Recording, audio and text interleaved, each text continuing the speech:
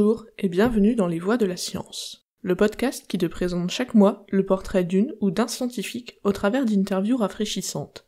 Parce que la science est plurielle et l'éducation fondamentale, on plonge ensemble dans un océan de parcours, métiers et profils scientifiques parfois atypiques, en tout cas variés.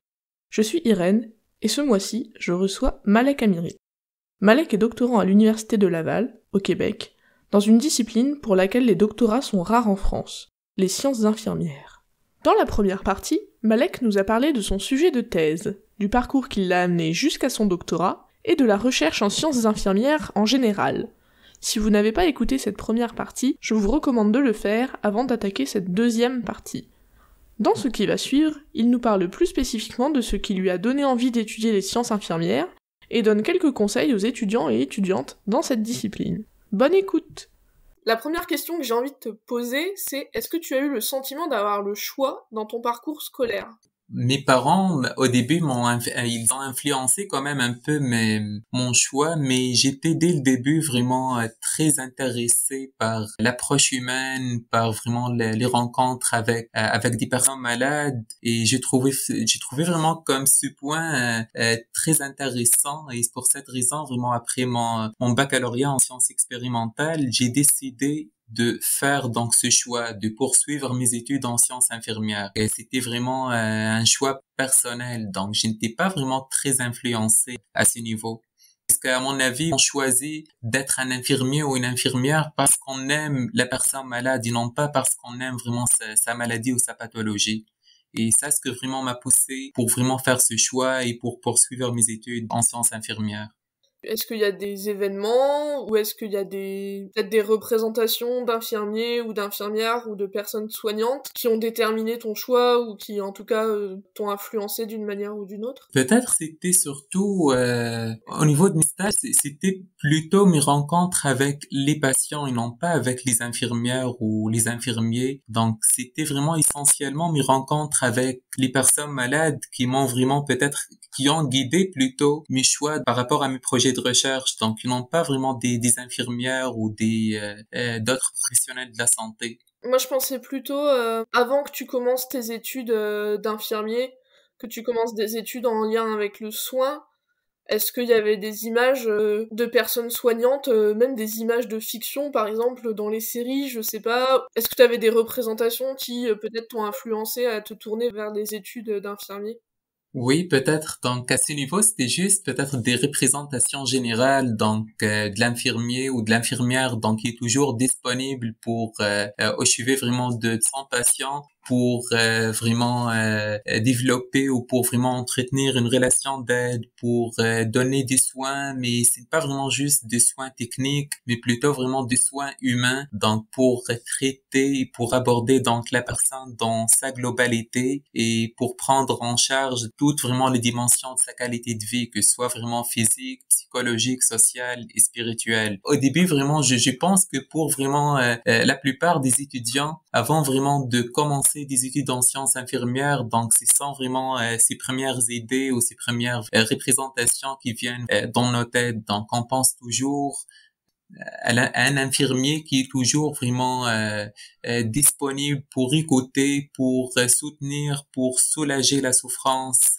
du patient et pour l'accompagner donc vers son bien-être.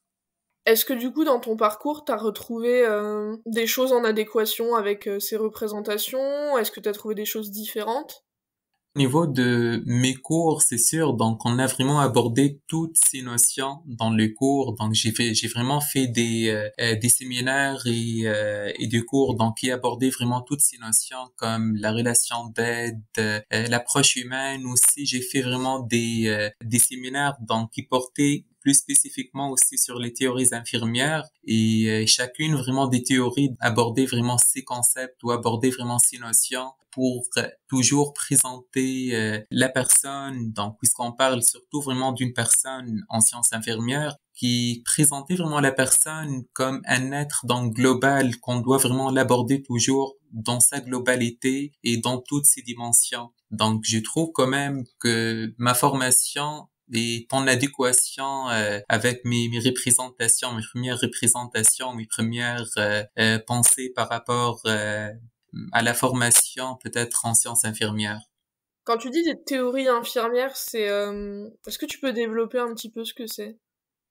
Oui, des théories infirmières, en fait, on a plein de théories qui sont disponibles dans la littérature ou qui font partie vraiment du savoir infirmier. Et chacune des théories a été développée soit par une théoricienne, une seule théoricienne ou plusieurs théoriciennes. Il y a vraiment un objet qui est toujours presque disponible ou qui est toujours traité dans ces théories, c'est l'objet vraiment d'intérêt de notre discipline, qui est vraiment la personne, le soin, son environnement et sa santé, et qu'on l'appelle vraiment le métaparadigme infirmier. Et chacune des théories aborde un sujet ou un thème particulier. Par exemple, il y a la théorie de l'incertitude de la théoricienne Michel qui aborde l'incertitude dans le contexte d'une maladie. Il y a aussi la théorie de Human Caring de John Watson qui s'intéresse beaucoup plus à toutes les valeurs humaines qui régissent, par exemple, la pratique infirmière et qui doivent vraiment guider le soin des infirmiers et des infirmières.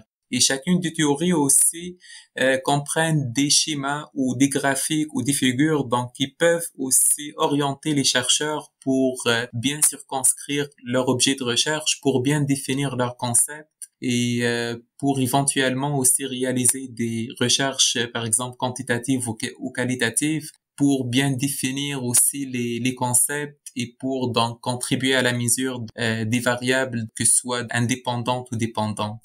C'est des cadres conceptuels, en fait.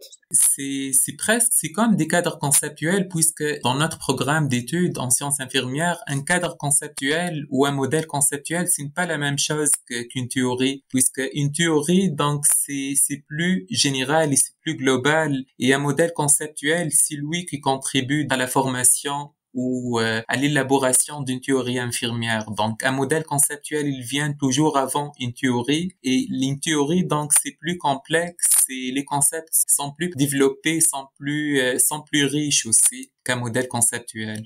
Désolée, j'ai un peu digressé, mais je pense que c'est important de préciser aussi pour les auditeurs et les auditrices qui connaissent pas forcément. Pour revenir à ton parcours, sur quel point est-ce que tu penses que ton parcours, pas forcément tes études, mais ton parcours avant le baccalauréat en sciences expérimentales, sur quel point tu penses que ton parcours t'a le mieux préparé à ce que tu fais maintenant? En fait, je pense que c'était vraiment à partir de surtout ma licence appliquée, non pas vraiment avant mon parcours ou plutôt mon baccalauréat en sciences expérimentales, puisque mon intérêt s'est porté vraiment vers la formation en sciences infirmières. C'était vraiment à partir de ma licence appliquée en sciences infirmières ou peut-être mon baccalauréat en sciences expérimentales et non pas avant. Puisque avant vraiment un baccalauréat, mon baccalauréat plutôt en Tunisie, j'ai faisais des études qui ne sont pas peut-être en lien avec vraiment ce domaine ou qui n'amènent pas vraiment des sujets ou des discussions qui sont en lien avec la pratique infirmière ou la recherche en sciences infirmières. Donc c'était vraiment juste des notions très générales, des cours et des examens qui abordent vraiment d'autres sujets. Non, donc c'était vraiment juste après ma licence appliquée, surtout que mon intérêt s'est confirmé vraiment bien vers la pratique infirmière et surtout vraiment vers la recherche infirmière. Mhm. Est-ce que tu penses qu'il y a des points de ce que tu fais actuellement sur lesquels ton parcours ne t'a pas préparé? Peut-être au niveau de la pratique, il y a juste comme une petite limite qui, on dirait, il y a comme un point qui manque. Donc, c'était au niveau de la pratique infirmière parce que je n'ai pas eu la chance de travailler ou d'avoir vraiment une expérience, peut-être, donc, au niveau de la pratique infirmière pour après travailler ou faire la recherche. Donc, j'ai fini ma licence appliquée avant vraiment ma licence, mon baccalauréat, et après j'ai commencé d'emblée ma maîtrise, puisque je me suis dit que oui, ben, le fait de pratiquer peut-être 1 an ou 2 ans, ça pourrait quand même bien enrichir aussi ma façon vraiment d'aborder un projet de recherche ou de penser vraiment l'expérience d'une personne malade. Donc, je pense que c'était juste comme une petite limite dans mon parcours, donc qui pouvait vraiment peut-être influencer un peu par exemple mon regard ou ma pensée vraiment surtout l'expérience et le vécu des personnes malades. Ouais, c'est-à-dire que t'aurais bien aimé avoir 1 ou 2 ans entre ta licence et ta maîtrise pour pouvoir exercer en tant qu'infirmier.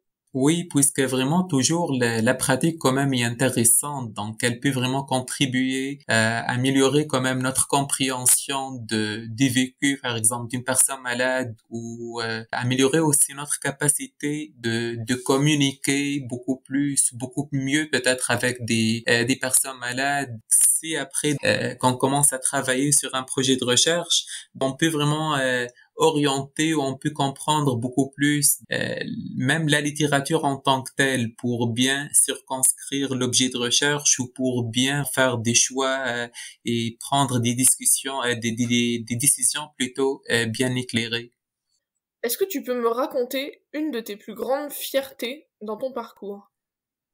Après l'événement de la collation des grades ici à l'Université Laval, c'était ma conférence à la maison Michel Sarrazin ici. C'est une maison de soins de fin de vie qui contribue largement à l'accompagnement et au soulagement des personnes atteintes de cancer, mais aussi au développement de l'expertise et des connaissances ou des compétences donc en soins palliatifs. C'était vraiment après l'une de mes conférences que j'ai données dans le cadre des conférences mensuelles du réseau québécois de soins palliatifs. La directrice ou la coordinatrice générale de la maison Michel Sarrazin a assisté à cette conférence et elle m'a contacté pour me féliciter et elle m'a invité à donner une conférence à toutes ces infirmières. Donc elle m'a dit, j'ai trouvé vraiment que votre objet de recherche et le concept de l'anxiété de la mort rejoint vraiment beaucoup la réalité quotidienne de mes infirmières. Donc j'ai préparé une présentation orale et j'ai passé presque toute la journée à la maison Michel Sarrazin avec les infirmières et j'ai eu vraiment des discussions très intéressantes. C'était un moment